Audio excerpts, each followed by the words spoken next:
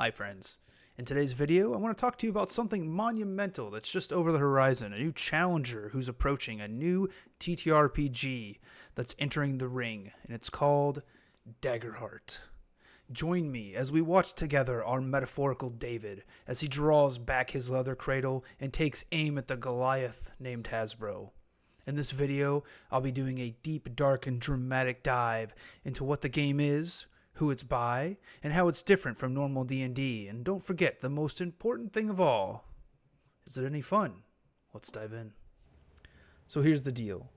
Daggerheart is a brand new fantasy tabletop RPG being developed by the geniuses, nay, the masterminds, over at Darrington Press.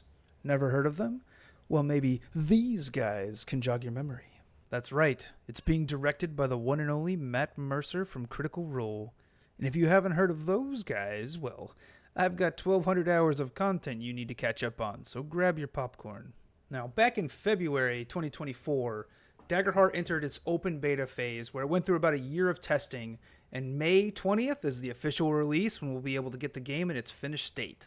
The game is designed to be bigger, bolder, and more dramatic. It's meant to be a deep, immersive, character-driven experience where you forge your destiny, carve out new legends, and let's be honest, roll super poorly at the worst possible time. Alright, let's talk masterminds. Who are these mysterious puppet masters in the background?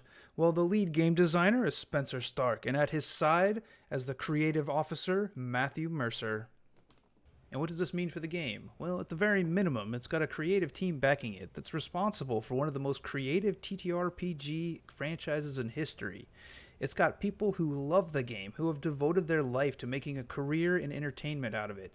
And it means that they've got people in the inside who actually understand what it means to play tabletop RPGs, understand the frustrations with maybe current releases or iterations of the game, and look to make it a more fun and enjoyable streamlined experience for not only veterans of the franchise, but also new players, and make it approachable for new people who are interested in getting into it. So we've laid the foundation. But how is Daggerheart any different from your typical TTRPG, with maybe just a little bit more focus on narrative and character story? Well, in order to explain that, I have to introduce the duality die. So this is where things get a little weird. If you're familiar with D&D or of the concept, you might know of the D20. It's safe, comfortable, fits well in your hand, rolls well on the table. I've got 1,000. Well, we're not going to be using those for Daggerheart. No, that's too simple, too pedestrian.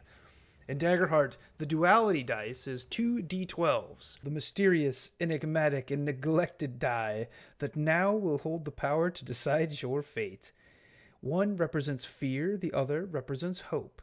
With this narrative flourish, a simple die roll, no longer reduced to the binary of a pass-fail, now offers a more dynamic solution for better storytelling. One of the things that I really like about the duality die is that it adds so much more storytelling depth and narrative to those mundane moments and rather boring rolls. Oh, a failed investigation check. Who cares? Well, in Daggerheart, if you rolled with the fear, now you might have to potentially deal with consequences later on. Or if you rolled with the hope, well, you didn't find anything, but at least you have some hope that you can now spend to power up a spell or assist an ally. It adds a lot more meaningful context to the interactions that the players have in the game, and it gives the DM a lot more fun things to do, and a lot more toys to play with behind the scenes. Now, another aspect that makes Daggerheart unique, or interesting in my opinion, is the narrative focus.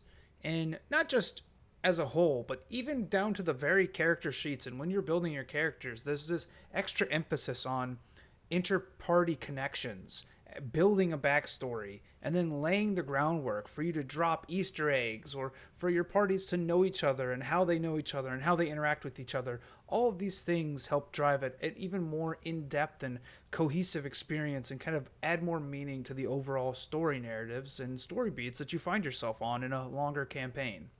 And one of the most unique things about Daggerheart is that combat itself just feels way more engaging and interactive. There's not an immediate halt. Oh, we're entering combat. Everybody stop and roll initiative, and then having to manage initiative trackers over the course of an entire fight, or the introduction of new enemies. Okay, well, where are they in the initiative queue?